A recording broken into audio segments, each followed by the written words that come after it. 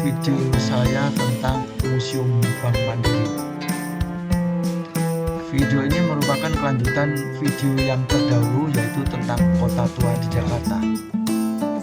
Jadi kalau mau informasi lebih lengkap, bisa lihat tentang video kota tua Jakarta. Kemudian sambungan selanjutnya adalah tentang Museum Bank Mandiri.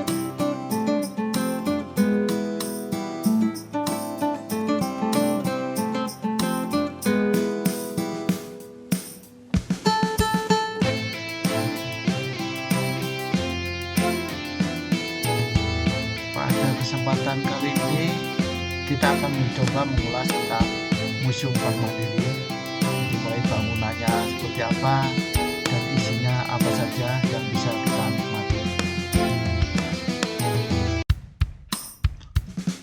Luas gedung kurang lebih 1 hektar, dan gedung ini dibangun pada tahun 1929 dan diresmikan pada bulan Januari 1933.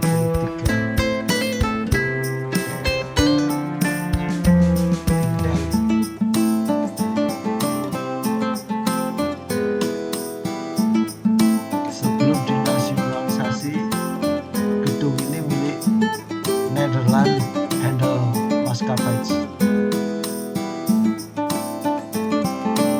Yang kurang jelas adalah saya tidak tahu pasti apakah cara bacanya seperti itu atau yang lain, karena saya tidak pernah belajar pronunciation bahasa Belanda. Tapi begitulah tulisannya.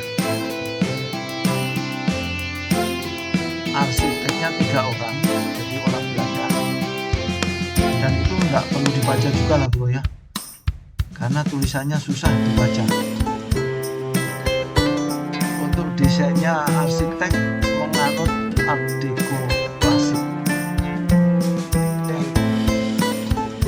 Kalau menyimak bangunannya, ruangannya terbuka, besar, dan ruangannya selalu berhubungan dengan udara luar.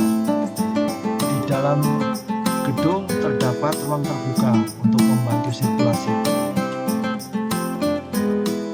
Jadi memang dirancang agar sirkulasi udara berjalan dengan baik, sehingga di dalam ruangan tidak terasa panas. Ya, saat itu mau beli AC belum ada yang jual ya, Glodok belum buka. Baik, selanjutnya kita coba bahas isinya museum itu apa saja sih. Pertama, tentunya kita bisa menikmati bangunan kuno yang saat ini bisa dikatakan klasik. Yang kedua, kita bisa melihat ruangan-ruangan, furniture kuno sebagai alat bantu operasional perkantoran saat itu. Ada yang istimewa bro, kalau di saat ini kita mengenal di istilah pembukuan itu ada sebutan buku besar. Nah, apakah ini ada hubungannya? Nah, di museum ini kita bisa melihat catatan pembukuan, dan bukunya itu memang besar sekali bro. Jadi bisa ditanyakan ahlinya, istilah buku besar itu apa ada hubungannya, karena memang bukunya besar sekali. Di pojok yang lain kita bisa melihat ATM kuno yang seperti lemari. Kemudian kita juga bisa melihat brankas, dan kita juga bisa melihat ruangan untuk safe deposit box yang seperti benteng, pintunya tebal sekali.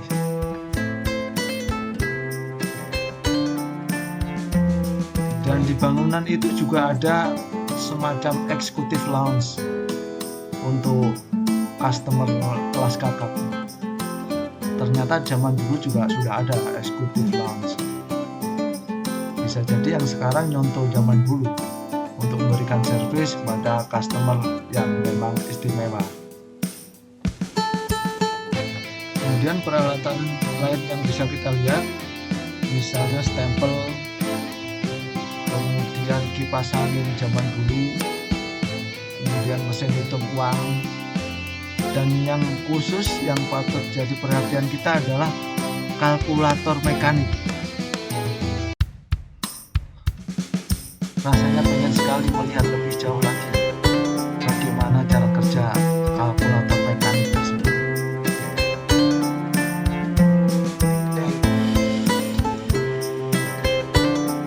Kita juga bisa melihat lift yang tempatnya sempit, kecil, tidak sama dengan lift yang kita nikmati sekarang.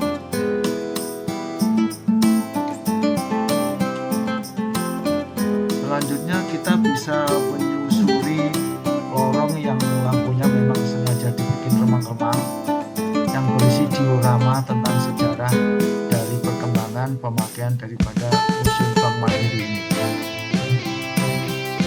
Itu yang jadi pusat perhatian saya. Di situ terlihat ada foto Van den Bosch yang mengingatkan saya pada pemain bola Belanda, yaitu Marco van Basten.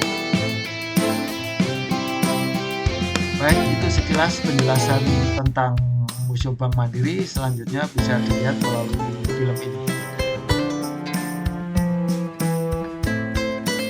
Setelah cukup kita ulas sekilas tentang isu museum, sekarang kita coba bahas posisi Museum Bank Mandiri itu di mana agar kita bisa menikmatinya ke sana.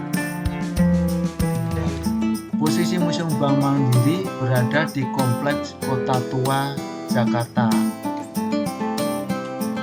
Untuk Kota Tua sudah saya coba bahas di video saya terdahulu. Jadi kalau ingin lebih lengkap bisa buka di video saya terdahulu. Jadi kalau kita ingin menuju ke Museum Bank Mandiri, tujuan kita bisa sama dengan menuju ke Kota Tua, Jakarta.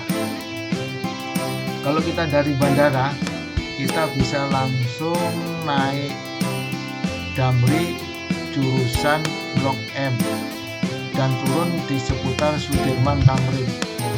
Di sana ada halte Transjakarta dan kita naik halte Transjakarta jurusan Blok M Kota, kita bisa langsung menuju ke stasiun Transjakarta Kota.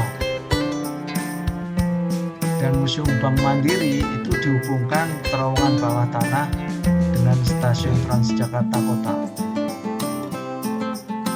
Jadi ketika kita sampai di stasiun Transjakarta Kota, kita masuk terowongan, kita bisa langsung keluar dan berada di halaman Museum Bank Mandiri. Bisa menginap. Kita bisa menginap sepanjang rute Transjakarta Blok M Kota. Jadi tidak mesti tinggal di dekat Kota Tua, karena di sepanjang rute itu banyak tempat rekreasi, dan ketika kita ingin menuju ke Kota Tua cukup satu kali naik dan sampai. Kita bisa nginep di Blok M, nginep di seputaran Sudirman, nginep di Tamrin, seputaran Sarinah, kemudian di daerah Harmoni, dan sepanjang rute itu sangat banyak tempat rekreasi.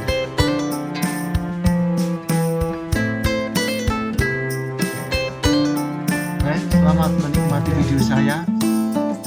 Kritik dan saran bisa Anda tulis di kolom komentar.